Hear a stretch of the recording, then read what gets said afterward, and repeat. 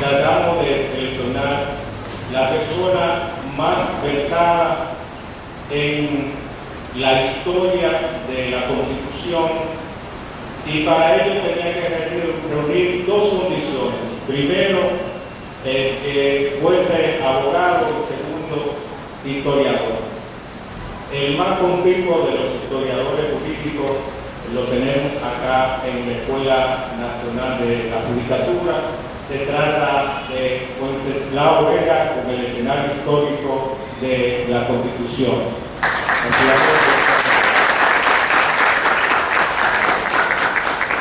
Buenas tardes, muchas gracias por acompañarme. Mi nombre es Wenceslao Vega. Yo me gradué de abogado en 1957. Me jubilé de abogado en 2000 y he seguido siendo historiador. Y como el derecho de historia en el campo mío, yo soy historiador de derecho. Los que se han graduado de la universidad conocen mi libro, que es el Doctor del Derecho Dominicano, que yo lo he ido reeditando hace tiempo, ya lleva 8 ediciones. La semana que viene sale una novena edición. Entonces, creo que es bastante importante que las personas que ejercen el poder judicial, sean como miembros del Ministerio Público, o jueces, o como abogados defensores, o como miembros del organismo judicial, comprendan lo importante que es el pasado para entender el presente, y así prepararse para el futuro. Entonces, me ha complacido mucho la invitación y que se trate precisamente del autor de nuestra primera Constitución, en este mes de febrero, en el de la patria, y donde los mexicanos rendimos homenaje a nuestros padres, y donde también renovamos nuestro amor a nuestros símbolos, nuestro amor a la patria y nuestro amor a nuestra historia. Yo tengo una pequeña charla corta, pero después estoy abierto a todos los debates, discusiones, comentarios. Hermanos, me ha complacido mucho la invitación a participar en el presente conversatorio sobre un tema tan importante y atrayente como es nuestra primera Constitución. Gracias por darme esta oportunidad de dialogar con ustedes sobre este aspecto de nuestra historia política que es, sin embargo, de continua trascendencia. Afortunadamente, el tema constitucional es ahora de primera plana. Y qué bueno que así sea, pero siempre no fue así. Sabemos que en épocas pasadas se trataba un poco de tema. Durante las dictaduras no se mencionaba, y en otros periodos, por suerte, traídos, los mismos gobernantes la ignoraban y la menospreciaban. La Constitución, como ustedes saben, algún dirigente dijo que era un pedazo. En las escuelas no se hablaban casi de ellas.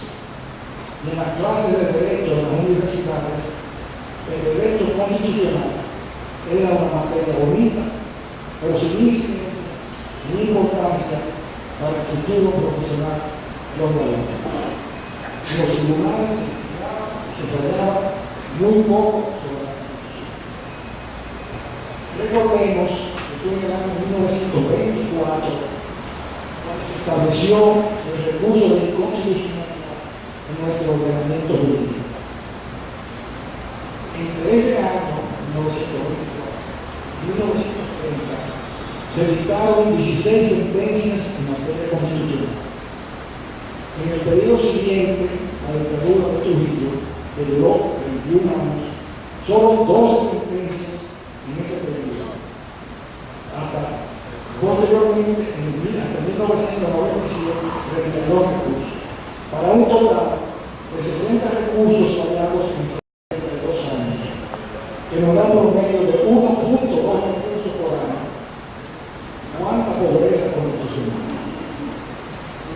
Pero la cosa ha cambiado mucho, afortunadamente, y ya le damos gran importancia a la Constitución y a su interpretación judicial, así como a la amplia doctrina en torno a ello. Tomando el tema de este evento, digamos, de la Carta Magna de 1844 no fue la primera constitución que ha regido el pueblo dominicano. Pues en 1812, siendo aún parte del Imperio Español, se nos aplicó la regular en Cádiz. En 1821 nos separamos de España en un periodo de 2 meses, pero después en 1822 se inició el periodo de Monarquía y se nos aplicó la constitución de ese país, primero en 1816 y luego en 1843, la nueva constitución haitiana nos dio por 2 meses. Pero la constitución de 1844 sí es la primera constitución de la República Dominicana como pueblo libre y soberano. Es pues el texto jurídico inicial del constitucionalismo nacional y de ahí su importancia histórica, importancia política, pues de ella se derivan todos los demás, las demás constituciones, y aunque las siguientes han sido bastante diferentes a aquellas, sus principios y normas básicas son los mismos que los de la actualidad. La Constitución de San Cristóbal no nace de la nada. Sus autores conocían otros textos constitucionales y tuvieron que estudiar. Es el caso de la Constitución de Estados Unidos, la española de 1802, la francesa y la de Haití. Y a esta última, nos discutimos bastante, pues varios constituyentes de 1844 habían sido constituyentes de la Constitución haitiana del año anterior. Los principios básicos de la organización de nuestro Estado se cifraron en que es una república unitaria, no una monarquía como tenía México y Brasil y lo había tenido aquí. El principio republicano se impuso desde el primer momento. Una república unitaria no federal fue también la opción tomada, lo que es correcto para una nación con poco territorio y poco población. El artículo 1 de la Constitución de 1844 señala que el gobierno sería, comillas, esencialmente civil, republicano, popular, representativo, electivo y responsable. Igualmente, se optó por la división clásica de los 3 poderes que se complementaban entre sí uno a otro, creando un balance saludable para el manejo del Estado. El legislativo estuvo compuesto de dos cámaras, pero con muy pocos miembros, pues la Cámara A, llamada Consejo Conservador, quedó compuesta de 5 miembros, uno de cada las provincias que tenía el país, y la Cámara Baja, llamada Tribunal, tuvo 15 diputados, 3 por cada provincia. Estamos hablando de 15 y 5, 20 legisladores. El Ejecutivo, el Poder Ejecutivo, profesor presidente de la República, electo de manera indirecta por colegios electorales, cuyo mandato era de 4 años, sin que pudiera ser electo sino después de un periodo de 4 años, en una escala de poder.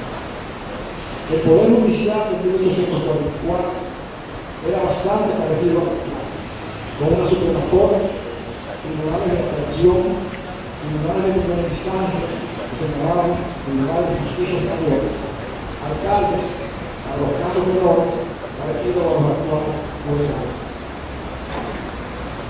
Una novedad interesante fue la creación de las diputaciones provinciales, que eran congresos en cada provincia, con 4 miembros cada uno, y que podían dictar leyes para su jurisdicción, de forma parecida a la Cámara Legislativa del Estado de Estados Unidos.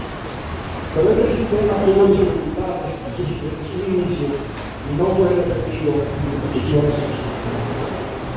Para los municipios se mantuvo un sistema español de regidores electos directamente por los ciudadanos de cada común, alcaldes y con poderes de generar impuestos y dictar ordenanzas municipales. Es importante el capítulo de los derechos reconocidos como dominicanos.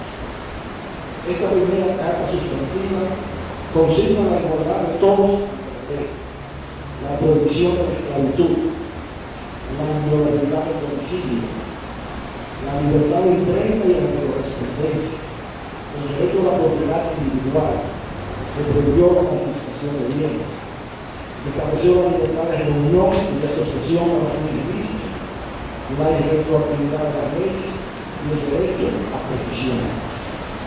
Pero notamos dos importantes ausencias. No se consagró el derecho a la ley y por lo tanto quedaba abierta la posibilidad de que por una ley se estableciera la pena de muerte. Como usted, así fue en el caso del Código Penal Militar del año 1945 y la creación de comisiones militares al amparo del artículo 210 de la Constitución, del cual hablaré con algo. La otra omisión fue que no se estableció la libertad religiosa. El discurso de la Iglesia Católica fue la del Estado y por tanto la única oficialmente reconocida. Eso no es de extrañar, pues de los 33 constituyentes, 8 eran sacerdotes.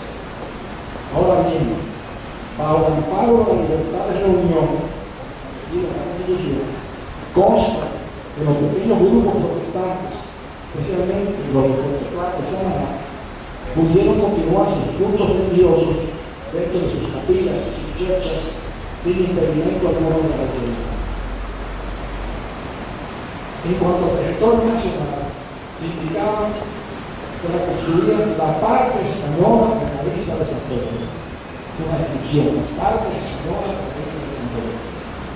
Siendo sus límites los mismos que la separaban de la antigua parte francesa en 1793. O sea, que nos sometimos al Tratado de Basilea, donde la parte oriental de la isla pasó a Francia, que después se convirtió en el territorio se dividió en 5 provincias: Azua, Santo Domingo, Santa Cruz del Seibo, Concepción de la Vega y Santiago de Guadalupe.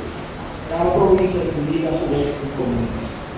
Cada provincia tenía un gobernador que se llamaba Jefe Superior Político, designado por el Poder Ejecutivo, como es el caso de hoy. Veamos lo tocante a la nacionalidad. El artículo 7 dictaba que eran dominicanos. Primero, todos los que en ese momento eran dominicanos, eran haitianos. Bueno, todos los que nos consideramos dominicanos, porque nunca nos consideramos haitianos.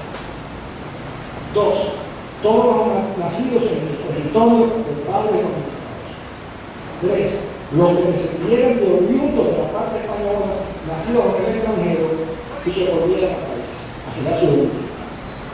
Y 4, los españoles dominicanos, españoles dominicanos y sus descendientes que emigraron y retornaron a aquella residencia siempre que no hubieran tomado armas contra la República.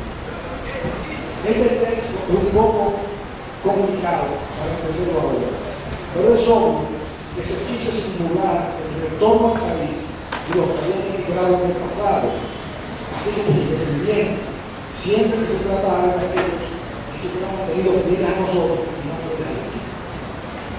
Pero sí se dieron muchas hostilidades para nacionalizarse a aquellos extranjeros que poseyeran bienes en el país o que tuvieran trabajos agrícolas aquí o que se casaron con dominicanos.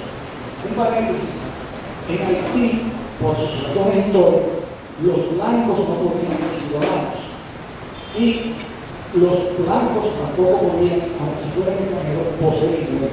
Eso nosotros lo abolimos y eso permitió una gran inmigración de gente capacitada que vivía en otras partes a través de este mundo. ¿Cómo se sabe? En aquella época, el derecho al voto no era universal, casi en ningún país. Siempre se restringió y era un privilegio para aquellos que tuvieran alguna fortuna o propiedades en lo que se ha llamado el derecho censitario o el voto restringido, que se basaba en el principio de que se requerían ciertas características precisas, económicas, sociales y culturales, para poder elegir y ser elegidos. O sea, que no hay esa constitución en las posteriores que sea universal.